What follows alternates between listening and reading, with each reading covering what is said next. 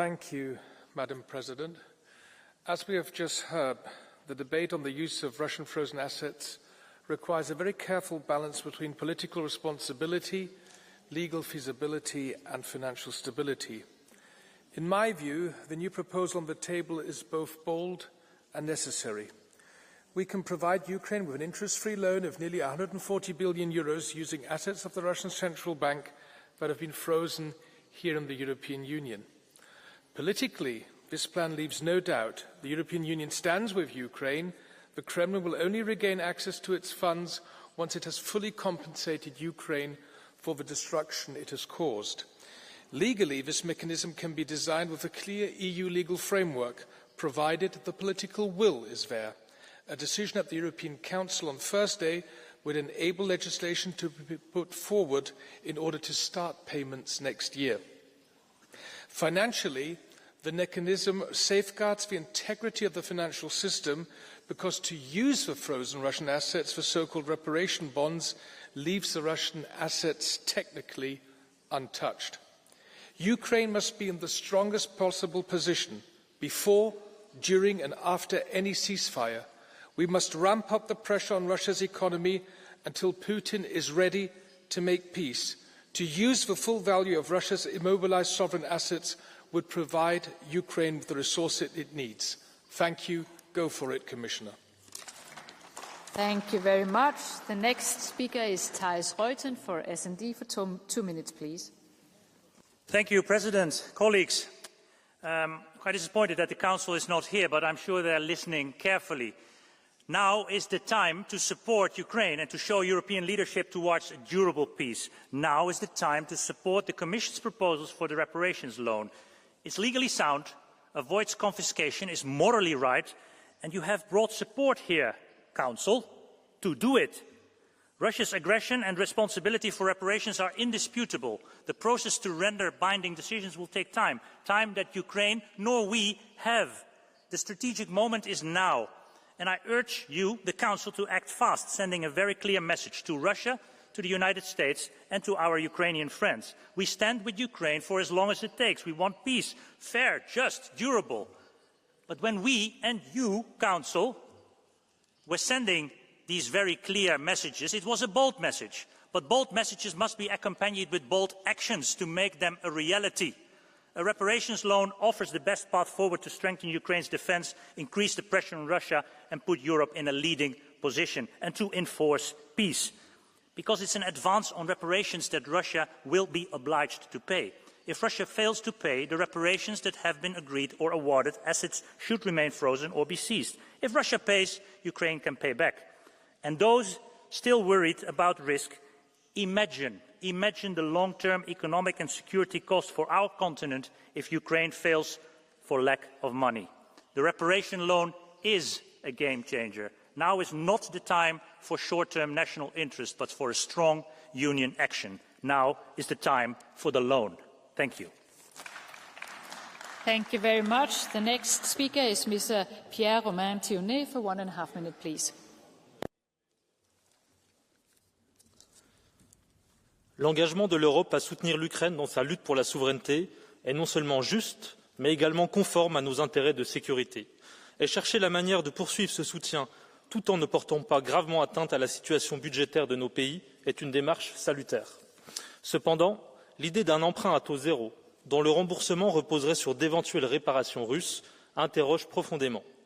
Imaginez que la Russie, au bout de 3 ans d'invasion, indemniserait sans difficulté son agression, relève moins de la stratégie que d'un pari, et même d'un fantasme, celui qu'un régime qui n'a montré jusqu'ici que mépris pour le droit international se mette soudainement à se montrer docile. L'échec de ce pari aurait une conséquence claire. La dette subsistera et retombera sur les épaules de l'Union et des États membres. En bref, les Européens paieront les Russes, à hauteur de 140 milliards d'euros. Cette proposition vient affaiblir les Européens dans le rapport de force nécessaire des négociations.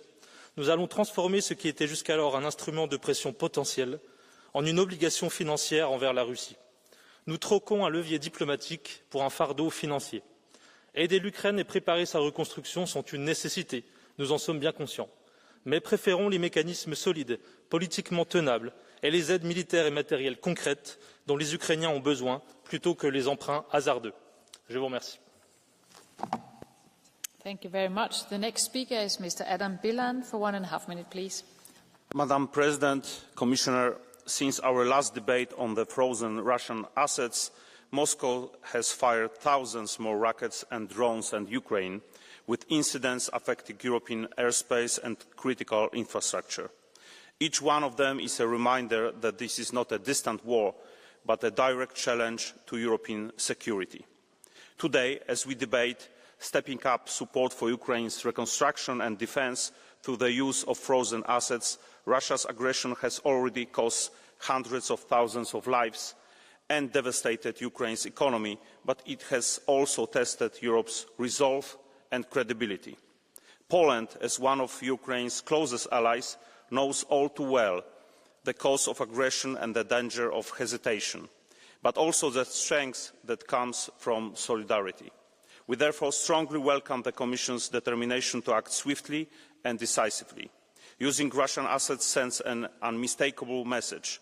Aggression has consequences, and those who wage illegal wars will pay for the damage they cause.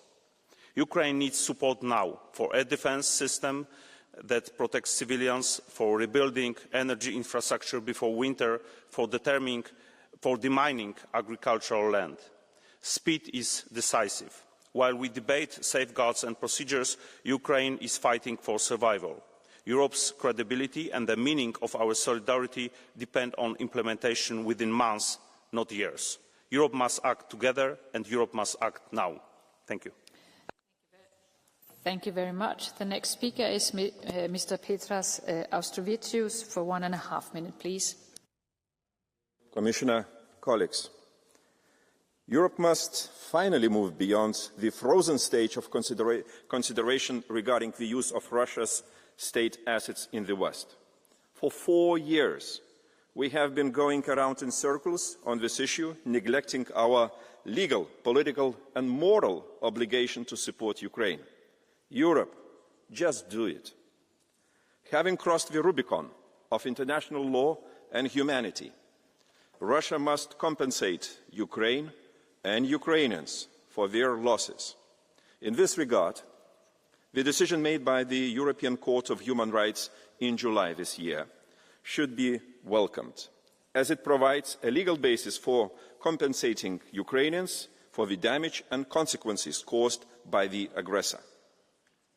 The idea of reparation loan for Ukraine, which is currently under consideration, will ensure the country's financial stability amid unprecedented military pressure in general.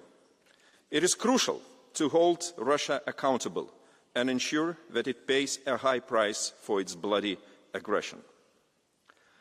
I have to admit, I am deeply disappointed by the Trump administration announced decision to abstain from participating in the Ukraine's reparation loan, thereby weakening Western unity and decreasing pressure on Russia. Dear colleagues, Ukraine is not for sale. Ukraine's future is to be decided by its people.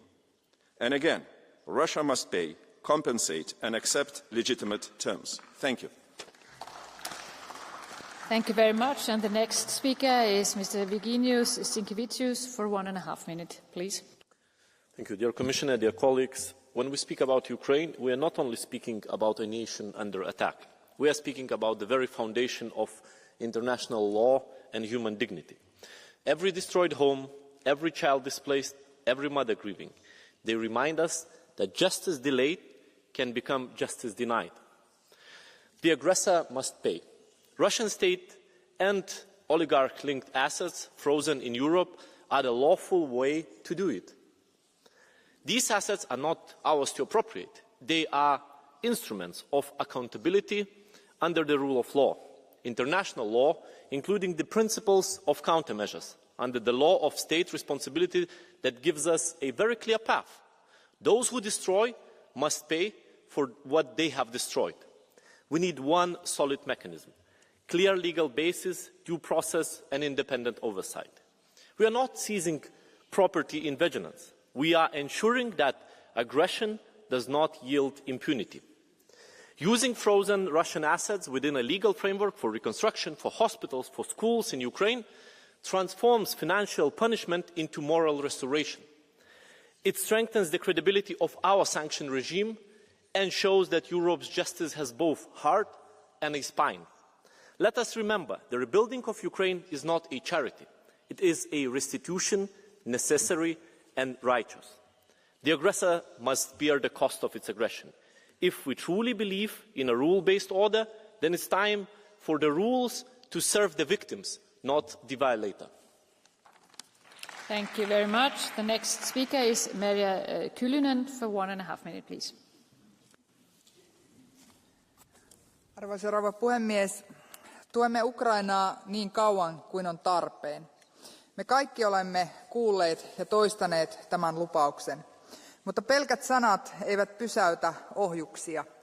Ne eivät maksa tarvittavia asejärjestelmiä, ne eivät pelasta ihmishenkiä, ne eivät rakenna kaupunkeja uudelleen.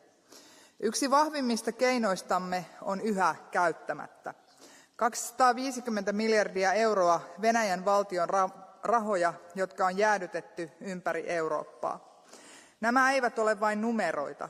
Ne ovat sodan aloittaneen valtion varoja, jotka lepäävät pankeissamme.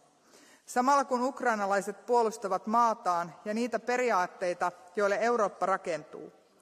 Jotkut sanovat, että näiden varojen käyttäminen voisi horjuttaa Euroopan uskottavuutta. Mutta ollaan rehellisiä.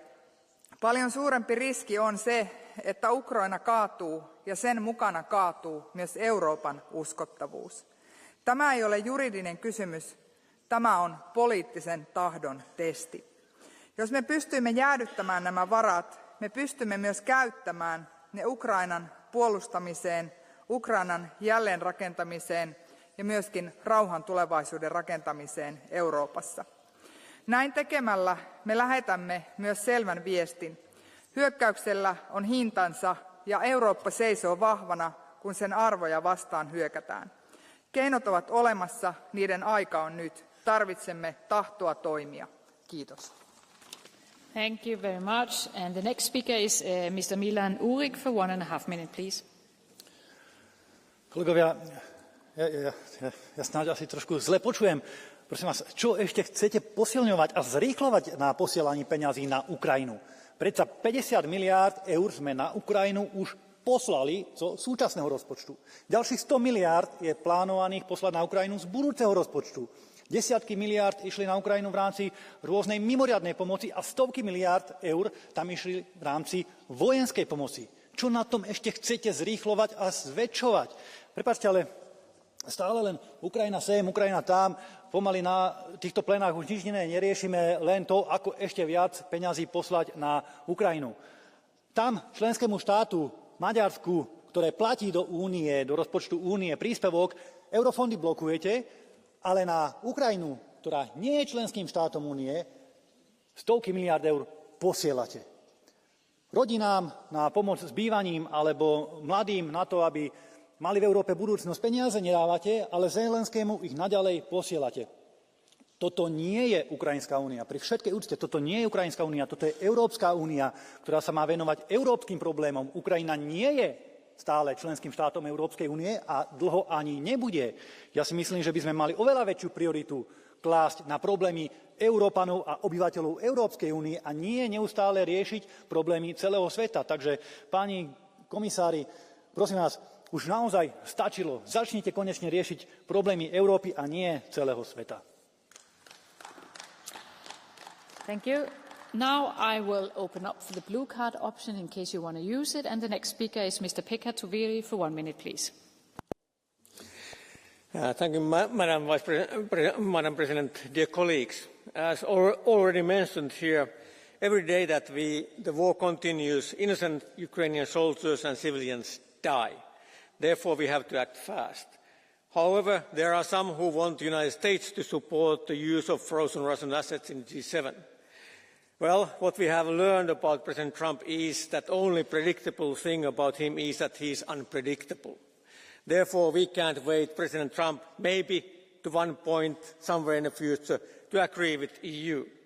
We have to grow up and take the independent actions now without waiting in the United States.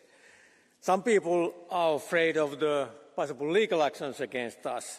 Same time, Ukrainians are every night afraid of losing their lives on the Russian attacks. We owe Ukrainians to act faster. Slava Ukraini.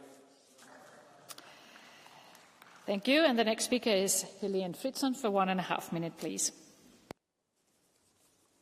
Tack, fru talman. Ja, kriget i Ukraina är inte över. Varje dag kämpar det ukrainska folket för sin frihet, för demokratin och för hela Europas säkerhet. Och deras kamp är faktiskt också vår. Barnen i Ukraina växer upp med bomber och missiler och kriget har pågått i över 3,5 år och det är lång tid i ett barns liv.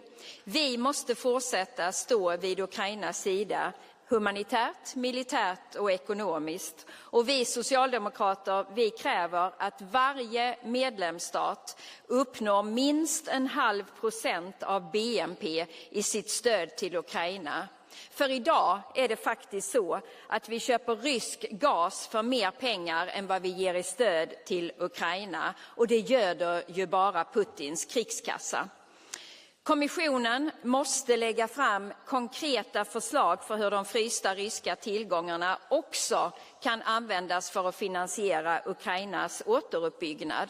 För att återuppbygga Ukraina, det handlar inte bara om byggnader och vägar. Det handlar också om att ge hopp, framtid och värdighet. Om att ge människor möjlighet att faktiskt leva i fred. Och här måste EU visa ledarskap och stå fast i sitt stöd till Ukraina. De kommande veckorna får inte bli en uppgörelse där Putin och Trump dikterar villkoren. Det handlar ju faktiskt om Ukraina, Slava Ukraini. Tack så mycket. Nästa talare är herr Anders Vistisen för 1 minut. Værsgo. 75 milliarder danske kroner er, hvad vi i Danmark indtil videre har bidraget til Ukraines frihedskamp. Statsminister Mette Frederiksen fortæller os, at vi skal gå foran, så vi har givet mest af alle i hele verden. Vi går foran for at vise et eksempel for Europa. Så lad os se, hvad det er for et eksempel, vi har vist. Der findes kun 2 andre socialdemokratiske regeringschefer tilbage i EU, Spanien og Malta. Danmark har givet 25 gange mere end Spanien. 250 gange mere end Malta. Og når vi ser på NATO-bidraget, så er Spanien det eneste NATO-land, som ikke er villig til at bruge 5% af deres BNP på at forsvare vores forsvarsalliance. Når det kommer til de frosne russiske aktiver, så er det den belgiske regering, der sætter foden ned i rådet. En belgisk regering, der også har socialdemokratisk deltagelse. Så kære Mette Frederiksen, før du peger fingre af danskerne, så peg fingre af dine venner i EU. Fordi det er der, det virkelige problem er, når det kommer til at hjælpe Ukraines frihedskamp. Thank you. The next speaker is Johan van Overveld for 1.5 minutes, please. Voorzitter, collega's, commissaris. Het spreekt voor zich dat de brute aanvallen op Oekraïne en eigenlijk op onze westerse vrijheden en waarden niet onbestraft mogen blijven. We moeten het Russische regime via gerichte sancties blijven raken, waar het pijn doet, en Oekraïne en zijn samenleving onverkort en vastberaden steunen. Wat het inzetten van de frozen assets in de richting van een reparatielening betreft, wil ik oproepen tot toch wel enige voorzichtigheid. Aan dergelijke operatie, een operatie zonder voorgaande, zijn juridische, financiële en institutionele risico's verbonden en die moeten we als dusdanig ook erkennen. Dit gaat niet over een berg geld die daar klaar ligt en waar we dan lekker kunnen in gaan graaien zomaar. Er moeten harde garanties komen over eventuele juridische en financiële gevolgen en over de manier waarop bepaalde risico's gedragen zullen worden. Ik heb het voor alle duidelijkheid niet enkel over de positie van mijn thuisland, maar ook over bevroren tegoeden die zich in andere landen bevinden en waarover trouwens weinig transparantie bestaat. Het kan ook niet de bedoeling zijn dat bepaalde financiële instellingen of bij uitbreiding het financiële weefsel in Europa in gevaar zouden komen door onbesuisde actie met een gebrek aan duidelijke rechtsgrond. De aard en omvang van deze operatie vraagt om een maximum aan garanties. Collega's, onze volle steun aan Oekraïne is de evidentie zelf, maar die goede wil is geen vrijgeleide voor maatregelen die onaangename economische en financiële gevolgen kunnen hebben voor de ganse Europese economie. Dank u. Thank you. The next speaker is Hilde Woutmans for 1 minute, please. Dank u wel, mevrouw de voorzitter, commissaris, collega's. Ja, we moeten meer doen om Oekraïne te helpen winnen, militair en financieel. Oekraïne heeft de komende 2 jaar 140 miljard euro extra nodig om zich staande te houden tegen het Russische gebeuk. Maar laat ons dat doen zonder België op te zadelen met een financieel risico ten grootte van, houd u vast, 1/3 van haar bbp. Dat is pure waanzin. Dus ja, laat ons de Russische tegoeden mobiliseren om Oekraïne te steunen, maar doe het verstandig. Niet door de tegoeden zelf aan te slaan, maar wel door ze als onderpand te gebruiken voor een massieve gezamenlijke lening. En 2, zoals collega Van Overtveld ook zei, iedereen moet mee in bad. En dat wil zeggen ook kijken naar de tegoeden op Franse, Duitse en andere Europese banken. En met spijkerharde garanties van alle lidstaten dat, als het ooit tot een rechtszaak komt, de kosten gedeeld wordt en niet alleen door België gedragen. Meneer Galer, u knikt. En dat is Europese solidariteit. Dat is de Europese eenheid die wij hadden naar Oekraïne toe. Dat is de Europese eenheid die we ook nu moeten hebben. Dank u wel. Thank you. The next speaker is Saskia Brugmont for 1 minute, please.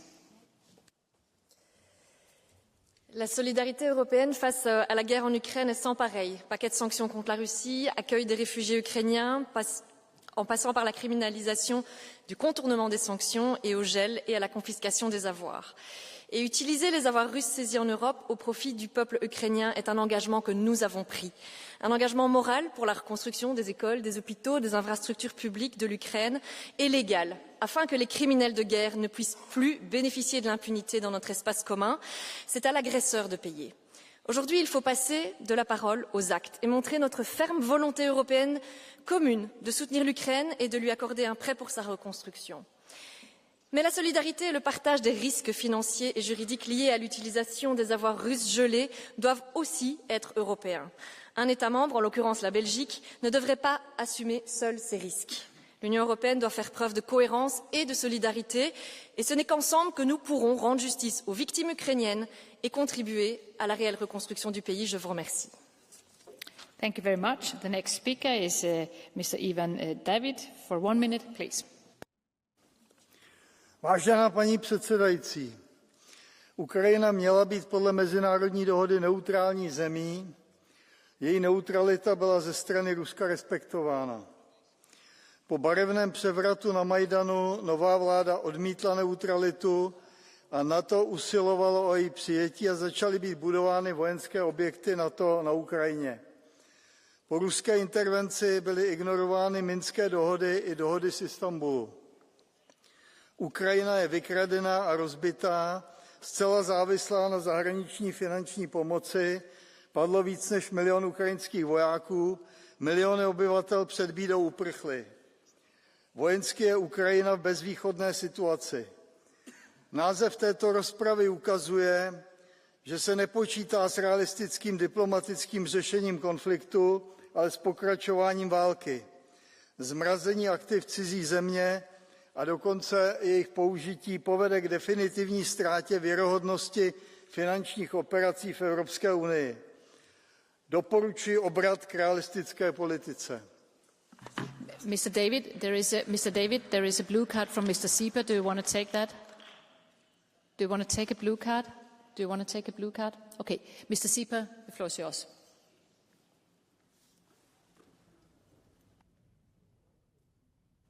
Thank you, colleague, for accepting the blue card. I have 2 questions because I'm a little bit confused. So the first question would be, are you also aware of the international agreement between Russia and Ukraine that promised Ukraine... Can I start again? Shall I start again? 1 second, we just have to fix the translation. Could you help him to get it...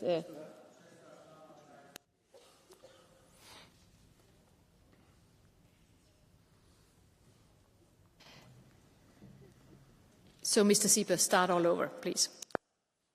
Thank you, Ms. Vice President. Dear colleague, I was wondering if you are aware of the international treaties between Russia and Ukraine in the 90s, where Russia promised to respect Ukraine's sovereignty and borders in exchange for Ukraine giving up its nuclear arsenal. And also, did I understand you correctly that once a state breaks international agreements, that's a reason to wage an illegal war of aggression against that state? Thank you.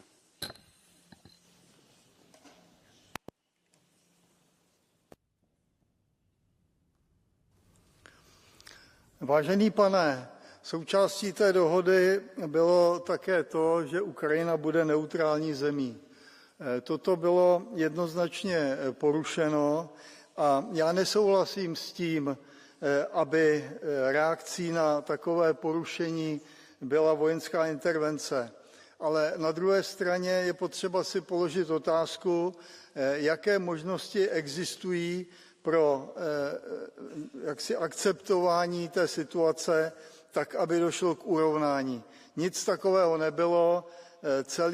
Celá ta podpora představitelů Evropské unie na Majdanu tady byla proto, aby mohla být vyprovokována válka s Ruskem. Thank you very much. Thank you.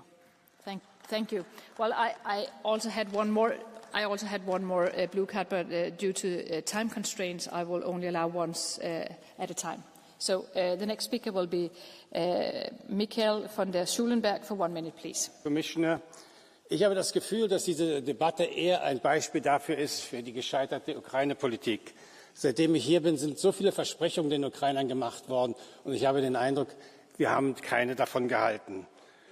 Die Zerstörung der russischen Armee ist nicht stattgefunden. Die Sanktionen werden die russische Wirtschaft nicht sanktionieren.